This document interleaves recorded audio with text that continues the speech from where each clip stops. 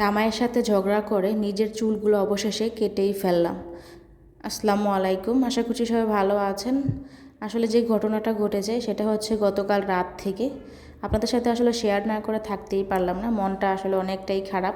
জানি না আমার গলা শুনে আপনারা বুঝতে পারছেন কি না। গত কয়েকটা দিন আমি এভাবে ভিডিও তেমন দিতেও পারছি না। তো গতকাল রাতে হচ্ছে বসে বসে হাজব্যান্ডের সাথে আম খাচ্ছিলাম, আর ওনাকে বলছিলাম যে গত কয়েকটা দিন ধরে আমি অনেকটাই অসুস্থ, এতটা চুল পড়ে যাচ্ছে আমি বুঝতেছি না কেন, আমার কখনো এরকম চুল পড়েনি। তো ওই দিন হচ্ছে উনি বাসায় ছিল আর দেখছিল যে আমি একটা তেল বানিয়েছিলাম বাসাতে। তো উনি বলতেছে তুমি তো তেল বানিয়েছো, তাহলে এত মাথার চুল পড়ার কারণ কি? তাহলে তুমি তো কোনো কাজেই সফল হও না, না ফেসবুকে এত ভিডিও দিচ্ছ সেখানেও সফল হচ্ছ না, তেল বানাচ্ছ, তেল মাথায় দিতেছো, তারপরও সফল হচ্ছ না, মানেটা তো কিছুই বুঝলাম না। তো এক পর্যায়ে কেন জানি না আমার খুব রাগ হচ্ছে, আবার কষ্টও লাগছে। আমি হঠাৎ করে এই বয়সে এতটা অসুস্থ কেন হয়ে গেলাম? আপনাদের সাথে গত কয়েকদিন আগে একটা লাইভে আমি শেয়ার করেছিলাম যে আমি অনেকটাই অসুস্থ। কয়েকটা আপু দেখেও ছিল আমার। জানি না কেন এরকম হয়, মাঝে মাঝে শরীর হাত পা খুব ফুলে যায়, মারাত্মকভাবে ফুলে যায় আর খুব অসুস্থ হয়ে যায়। এতটা অসুস্থ হয়ে যায় যে শোবার থেকে উঠতে পারি না, কোনো খাওয়া খাইতে পারি না। জানি না কেন এরকম হয়, হাত পাগুলো একদম মনে হয় ভেঙে চুরে যাচ্ছে, কোনো শক্তি পাই না। আর এত এত চুল পড়ে এই বয়সে, কি বলবো। হয়তো অনেকে বলবেন যে আপু আপনার মাথা তো দেখি কপাল অনেক বড়, মাথায় চুল কম হয়তো। আসলে কপাল আমার যেটুকুই ছিল না কেন, কিন্তু মাথা মানে আমার অনেক চুল ছিল। আর যেটা হচ্ছে গত 1 মাস ধরে প্রচুর চুল পড়তেছে, যা বলার বাইরে। তো এটা নিয়ে আমি খুব টেনশনে আছি। আর আমার রাতে একদমই ঘুম হয় না, জানি না আমার এই সমস্যাগুলো কেন হয়। সারা রাত আমি ঘুমের জন্য অনেক ছটফট করি, কিন্তু ঘুম হয় না, খাওয়া দাওয়া ঠিক মতো হয় না।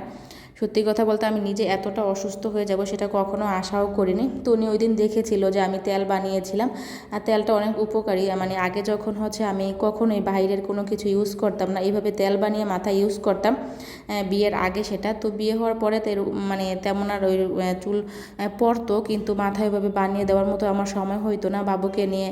আসলে এত কিছু রূপচর্চা আমি তেমন করতাম না, রূপচর্চা জিনিসটা আমি একদম কমই করি। তো ওই দিন আবার উনি দেখছে যে আমি এগুলো বানাইছি, তো বলতেছে যে এত কিছু যখন করছো তাহলে চুল কেন পড়বো। আসলে হাজব্যান্ডের এই কথাগুলো খুব কষ্ট লাগে, যখন হাজব্যান্ড বুঝেও না বুঝার মতো করে। একটা বাচ্চা, তারপর হচ্ছে সংসার, সব কিছু সামলানোটা যে একটা মেয়ের কাছে কতটা, তার উপর হচ্ছে নিজের জন্য একটু সময় বের করে রাখা অনেকটাই কষ্ট। আর যদি হন আপনি অসুস্থ তাহলে তো কোনো কথাই নেই। আমি অনেকটাই অসুস্থ থাকি, বিশ্বাস করেন, কি আর বলবো।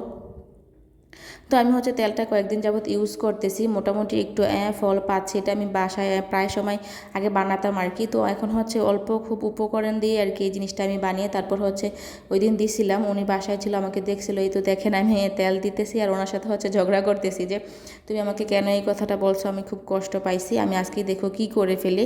তো রাতেও ওনাকে হচ্ছে আমি তেল দিয়ে দিয়েছিলাম। উনি বলতেছে তোমার তেলটা খুব উপকারী, আমার মাথার খুশকিগুলো একদম চলে গেছে, তাহলে তোমার চুল কেন পড়া কমতেছে না। আসলে অনেকটা বেশি চুল পড়লে হয়তো এরকম হয়।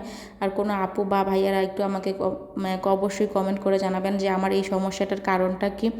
আসলে আমি জানতে চাই যে এত অল্প বয়সে কেন আমার এরকম সমস্যাটা হচ্ছে, এই এত অল্প বয়সে আমার চুল কেন পড়ে যাচ্ছে।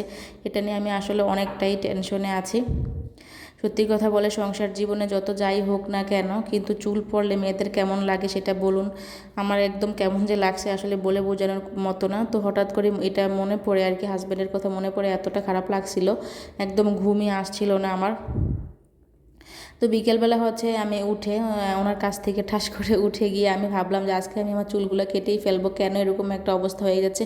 এত অল্প চুল কখনোই আমার ছিল না, এত কম চুল। তো যাই হোক, হাজব্যান্ড আর ওয়াইফের ভিতরে এরকম অনেক কথাই হয়। আর সবচেয়ে বেশি কষ্ট লাগে আমি কেন সফল হতে পারলাম না। আসলে আমি গত কয়েকটা দিন ধরে ফেসবুকে অনেকটা সময় দিচ্ছি, তারপরও কেন যে সফল হতে পারিনি বুঝি না। জানি না আপনারা আমাকে কেমন ভালোবাসা দিচ্ছেন বা কী করছেন। আসলে আমি আপনাদের সাথে একটাই অনুরোধ করব যে আপুরা ভাইয়ারা প্লিজ আমার পাশে একটু থাকবেন। হঠাৎ করে অসুস্থতার সময় পেয়ে যে এত সময় দিতে পারছি না, যার জন্য রিচ এঙ্গেজমেন্ট সব কিছু কমে যাচ্ছে। ভিডিও বলেন, রিলস বলেন, কোনো কিছুতেই ভিউ আসছে না। আমি খুব অসহায় হয়ে পড়েছি চারোদিক থেকে। যদি ভিডিওটা ভালো লেগে থাকে, আমার জন্য একটু মায়া লেগে থাকে, সবাই একটু ভিডিওটা শেয়ার করে দিবেন, আমার পাশে থাকবেন। সবার কাছে একটাই অনুরোধ, আমাকে একটু ভালোবাসা দিবেন। বিশ্বাস করেন চুলগুলা কাটতে যে আমার কতটা কষ্ট হয়েছে বলে বোঝানোর মতো না। এই তো মন খারাপ করে বসে বসে পড়ে মাথা ব্যথা করছিল আর কি, ঠিক করার জন্য বসে আশার খাচ্ছি। তো যাই হোক, সবাই আমার জন্য দোয়া করবেন, শেয়ার করার অনুরোধ রইল। আজকে এই পর্যন্তই, আল্লাহ হাফেজ।